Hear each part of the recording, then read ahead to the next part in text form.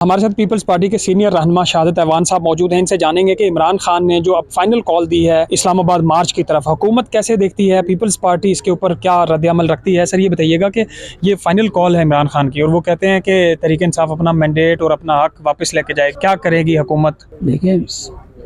मैं ये समझता हूँ कि किसी भी पॉलिटिशियन को जो है वो ज़िंदा रहने के लिए इस किस्म के बयानात देते हैं, लेकिन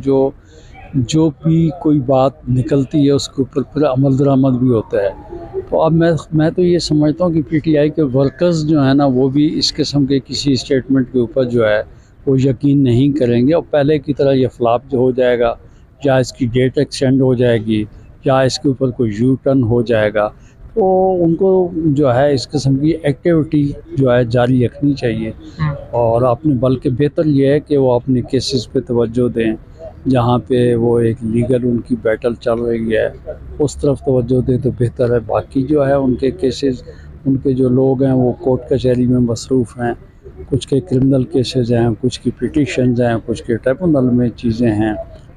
बाकी पार्लियामान में उनके पार्लियामेंटेरियंस आते हैं और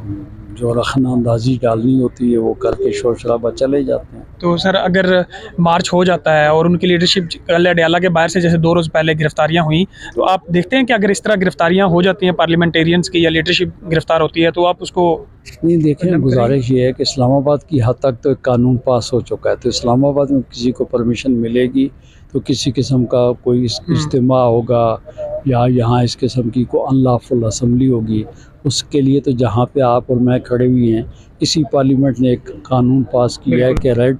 जोन के अंदर किसी किस्म की कोई रखनांदाजी नहीं होनी चाहिए। तो मैं ये समझता हूँ कि अगर कोई कानून की वायलेशन करेगा तो डेफिनेटली जो है वो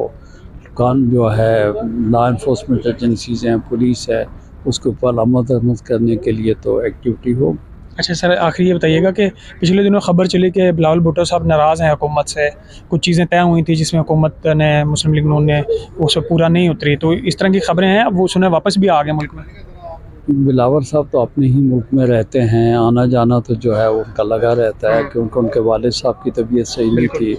सदर पाकिस्तान साहब को तो यकीनन उनको दुबई जाना था, गए।